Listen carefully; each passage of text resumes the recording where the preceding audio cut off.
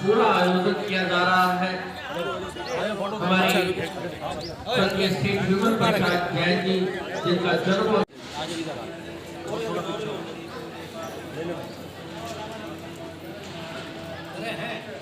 Gate प्रज्वलित करते हुए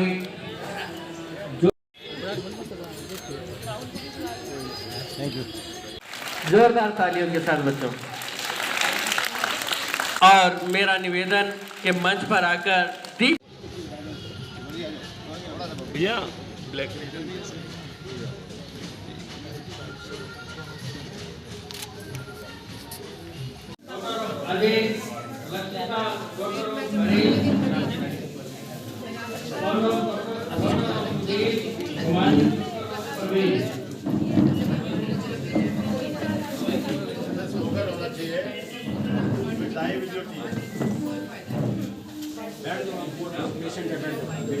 अवलोकन करते हुए क्लोज है, 4 वाइड हो लो, पीछे 4 वाइड हो लो। हिमालय डॉक्टर प्रवीण जैन जी हरिओम सेवा दल के सरपरस्त माननीय। आज यहाँ हमारे राजेश जैन जी के पिताजी उनका जन्मदिन 92 बर्थ दिवस मनाया जा रहा है और उस उपलक्ष्य में सभी यहाँ एकत्रित हुए हैं। उनको फूल मालाओं से उनको स्वागत किया गया है और आने वाले 8 साल बाद जो उनका 100वां बर्थ होगा और जैन साहब बड़े विशाल रूप से उसको मनाने जा रहे हैं। सभी संतों ने, सभी शहरवासियों ने आके उनको पुष्प चढ़ाए और उनके जो चलाए हुए कार्य जैन साहब कर रहे हैं इनकी सराहना की। ओम नमः। आत्मा वही जायते पुत्रः इति वेदानुशासनम।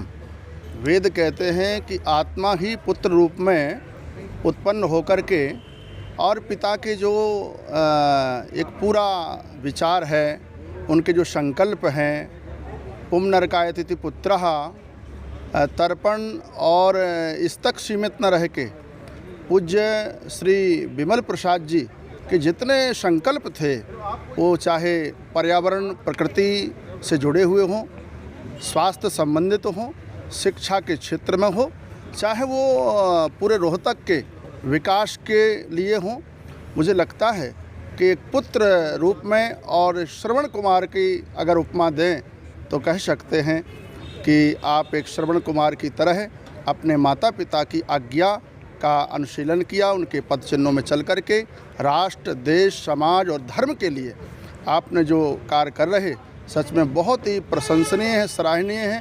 और परम पूज्य पिता श्री विमल प्रसाद जी के 92वां जन्म दिवस के पावन अवसर पर, और मुझे लगता है वेदों ने जो पश्चिम सरदः शतम कहा है कि 100 वर्ष तक जियो और प्रत्येक सत्कर्म करते रहो अपने परिवार का, परिजन पुरजन, राष्ट्र की सेवा में, तो वो कार्य हमारे श्री राजेश जैन जी ने किया है। पुत्र का जो शब्द है, पुत्र का जो एक जीवन है कैसे होना चाहिए, मुझे लगता है आने वाले बच्चों के लिए अगर ये प्रेरणा के रूप में कहें, प्रेरणास्पद कहें, तो कह सकते हैं श्री राजेश जैन जी की प्रेरणा लेकर के अपने माता पिता की आज्ञा का और उनकी सेवा का निश्चित ही पालन करें। तो बहुत ही उनके जितने कार्य हैं वो सब सराहनीय हैं।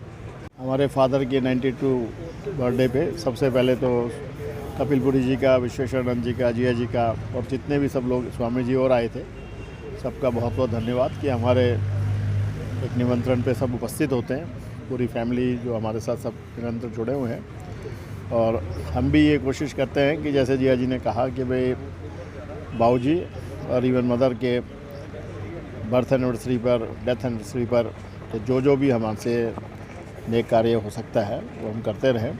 और बाऊजी की प्रेरणा से ही जैसे जिया जी ने कहा कि रोहतक में पहली इंडस्ट्री आई थी और आज कम से कम 400-500 जो फैशन इंडस्ट्रीज़ हैं जो रोहतक में चलती हैं। और अभी टाइम है कि भाई जैसे सब इस वक्त फिर से तरक्की कर रहे हैं, हम लोगों का भी काम ठीक चल रहा है, अच्छा चल रहा है और बाऊजी का आशीर्वाद हमेशा बना रहे। और इसी प्रेरणा के साथ, इसी उसके साथ कि हम ये कोशिश कर रहे हैं कि भाई हमारे से पूरे रोहतक में जो भी कार्य हो सके लोगों की भलाई के लिए, जो हो सके हमारा भगवान समर्थ बनाए रखे, बाबूजी का आशीर्वाद बना रहे। और इसी के साथ फिर से आप सबका भी और सबका हमारे साथ जुड़ने के लिए बहुत बहुत धन्यवाद। अगर जैन साहब, उनका एक सपना था स्वास्थ्य को लेकर भी, शिक्षा को लेकर भी, तो खासकर शिक्षा पर काफ़ी जोर दे देते वो। क्या लगता है कि वो साकार होता जा रहा है, क्योंकि रोहतक शिक्षा का हब बन चुका है? नहीं, रोहतक तो वैसे तो शिक्षा के सभी चीज़ों का बनता जा रहा है, शिक्षा का भी और साथ के साथ में मैं कहूँगा मेडिसिन का और हेल्थ केयर का भी बड़ा हब है। और रोहतक अपने आप में मेरे ख्याल से हरियाणा का नंबर 1 सिटी है और आने वाले टाइम पे जो रोहतक में काफ़ी सामर्थ्य है, तो और रोहतक की निरंतर तरक्की हो रही है। नहीं सर, मेरा सवाल है कि आखिरी आदमी तक शिक्षा पहुँचे, मेरे ख्याल से तो पहुँच रही है, और बाकी उसमें जो कमी है वो तो आप सरकार के मंत्रियों से पूछिए, तो मेरे से तो ना पूछें आप। 10 अप्रैल को 10 मार्च को सेठ श्री विमल प्रसाद जी जैन का जन्मदिन उनके बच्चों ने मनाया। संसार में भाग्यशाली हैं वो लोग जिनको हर साल स्मरण किया जाता है, और जो उनके बच्चे हैं वो उनको याद करते हैं।